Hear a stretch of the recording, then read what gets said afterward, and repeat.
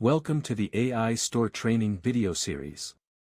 In this tutorial, we are going to show you how to create and manage blogs. Go to the left menu and click on the Create Blogs. And choose Create Blog from the drop-down. Now you are on the Create Blog page. Select your site from the drop-down. You can create your own blog. Just enter the title and add your blog.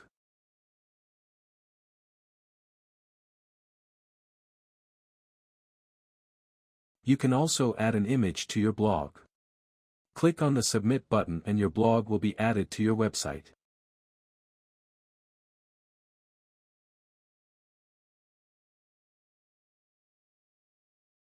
Or you can create automated blogs by inserting the keyword and clicking on the Submit button.